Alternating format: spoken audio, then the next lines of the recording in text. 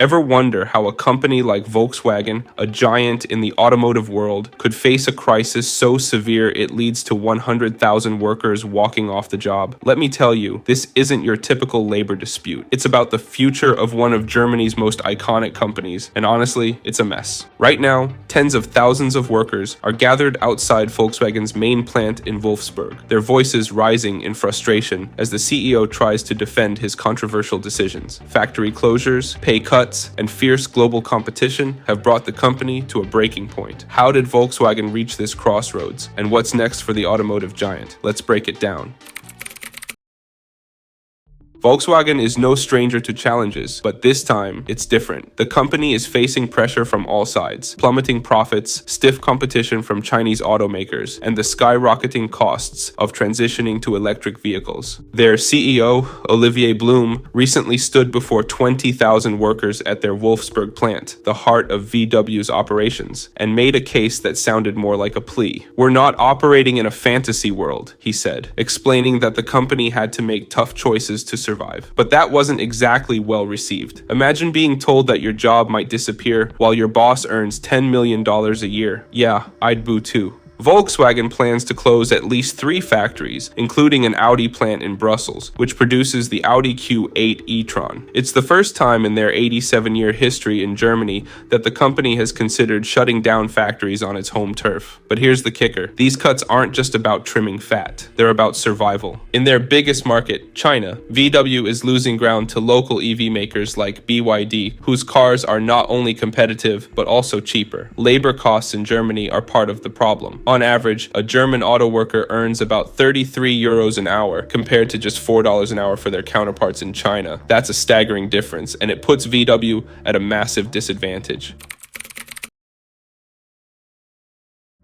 The fallout? Workers aren't taking it lying down. On Monday, around 100,000 employees at 9 factories across Germany staged strikes, bringing production to a halt. This includes Volkswagen's EV-only plant, which is crucial to their future plans. The union representing these workers, IG Metall, has been at loggerheads with VW management for weeks. Daniela Cavallo, the head of VW's Labor Council, hasn't held back in criticizing the company. She pointed out the hypocrisy of asking workers to sacrifice while executive pay and shareholder profits remain untouched. Compromises have to hurt all sides, she said, and honestly, that feels fair, doesn't it? Workers are demanding more than just better pay. They want job security and a say in the company's future. And while strikes in Germany have grabbed headlines, VW's US plants, like the one in Chattanooga, Tennessee, haven't been involved. That's partly because union representation in the US is far weaker.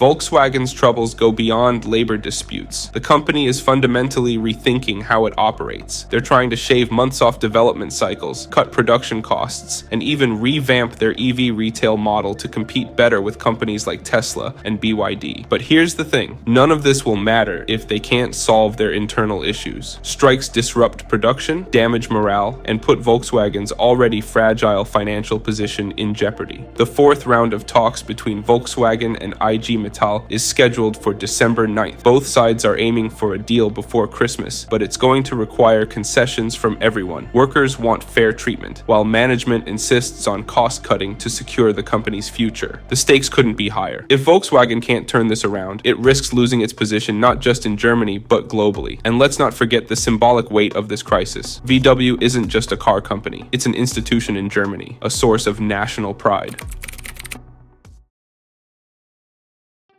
So, what do we make of all this? On one hand, you have workers fighting for their livelihoods and a fair deal. On the other, you have a company grappling with enormous challenges in a rapidly changing industry. Personally, I can't help but wonder if there's a middle ground. Could Volkswagen's executives take a page from their workers and share in the sacrifices? Could the company find innovative ways to cut costs without cutting jobs? This situation with Volkswagen gives us a lot to think about, especially as we see other major automakers like Ford, GM, and Stellantis navigating their own challenges. If you're curious about how those companies are dealing with the pressure from shifting regulations, I've got another video titled Ford, GM, and Stellantis are begging Trump to keep Biden's emission rules. It's linked in the description. Check it out and let me know what you think.